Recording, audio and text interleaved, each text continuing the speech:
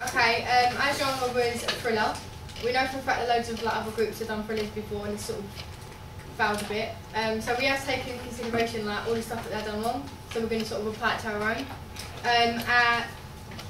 Our title is Night Terror, so it's sort of suggestive about what it's going to be like and what the audience can expect from it.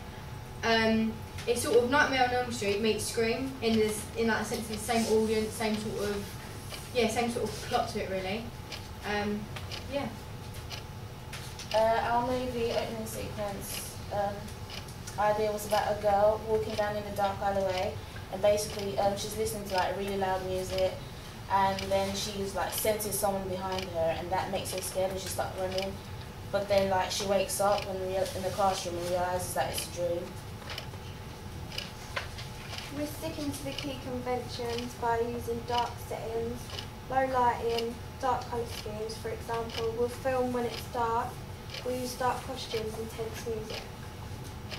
We aimed our movie at teenagers because we think they'd find it more interesting because it's not completely mature, but it's not immature either.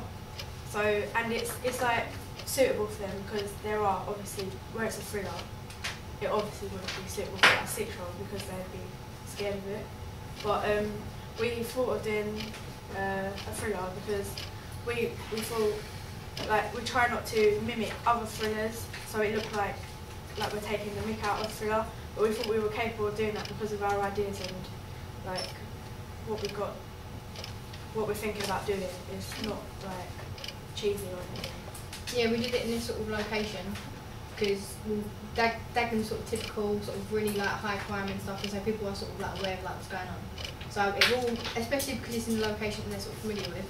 They'll be a bit more absorbed in it, oh, how did they do that? Oh, that's where it happened. They'll be sort of more chilled by that. So we're doing it in a location where sort of everyone would be familiar with it. Yeah. How is everyone going to be familiar with it if someone from a different area watches it? Well, if it's someone from a different area, then they can just be introduced later. I'm just thinking of more people who are watching it from this area. Yeah, considering it's a budget production, I intend to do the lighting in the dark, otherwise you won't be able to see anything. We'll get torches and stuff.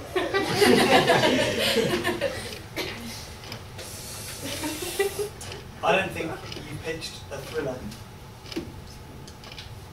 I think it's a horror. What does that mean? I think it's a horror as well. I think you've pitched the two films you've chosen, Nightmare on Elm Street and Scream, are horrors, not thrillers. And how many of you have seen Scream? Oh, come on. The first one, yeah? Oh, yeah. Basically. So what's unusual about Scream as a horror? What do you mean? What's unusual about Scream as a horror? It's not a typical horror. What's its USP? What's different about it? Has it got something to do with the actual plot, or is it just Yeah. in general? Yeah, well, either. I'm not sure. Dean, what are you going to say? Main character, the killer wears a mask. Yeah, that's been done a lot actually. That's pretty standard in horror film. Anyone? Andrew? Scream knows the conventions of a horror film. All the characters are aware that what's going to happen to them is stuff that happens in horror films because a fair few of them are pretty obsessed with horror films, so they know what's going to happen. Right, so irony plays a really big part in Scream because the characters are like, oh, hang on, I recognise what's happening here, I've seen loads of horror movies, I kind of know I'm in a horror movie. Which makes Scream a very interesting choice. And that's what made Scream unique as a film and as a series of films. And you haven't picked up on that at all. No, you haven't. Which would worry me. I also think the idea of filming a chase scene at night as an opening to a horror movie is so horrible, I wouldn't ever consider that. And if you opened with, we know that people in the past have tried to do this and failed, and we're not going to do that. However, if you did know that, you'd know that one of the groups last year attempted chasing the opening sequence and didn't get high marks for it at all. Chasings never work. It's not actually a chase. A following scene and then her waking up, it won't work.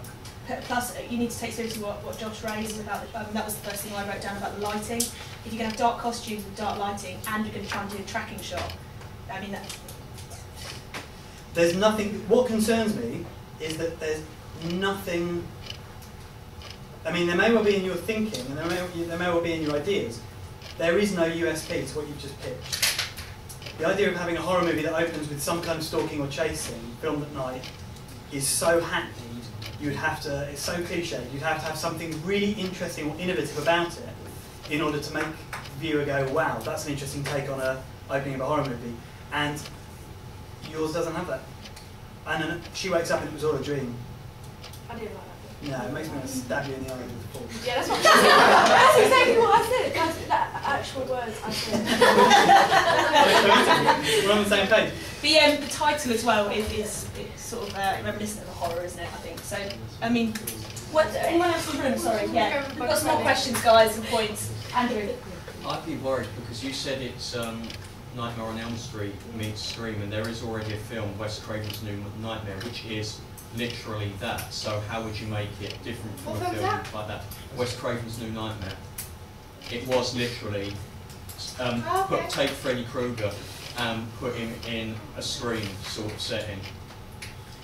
So how would you get around that? Can I drop media now?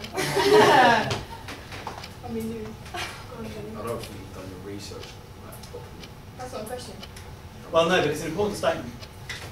And actually, it's one that if Dean or if somebody else had raised, I was going to raise. You haven't. There's no evidence that there is very much research backing up what you've said. You've made a lot of assumptions so far. You've made assumptions about what you think is in the thriller genre, and you've made assumptions about what you think should be an opening sequence without any actual research. I don't think. I mean, in fact, out of the group, which of you did the thriller research? Us two. Yeah, and that's quite clear, guys, because that you're letting them lead on this pitch, which I imagine, based on what we'd said at the beginning, someone would have been about to raise. What's your involvement here, Tenny and Michaela? Where do you stand on this? Because at the moment, she made the plot, so she has got quite a part in it. I'm not gonna lie. We decided on it. oh, which is great, but it means possibly that the idea wasn't as related to the research as it Yeah. could be. Okay, we've done lots of tearing this down, which is part of the pitching process. And I want to give you some constructive suggestions about what you can do.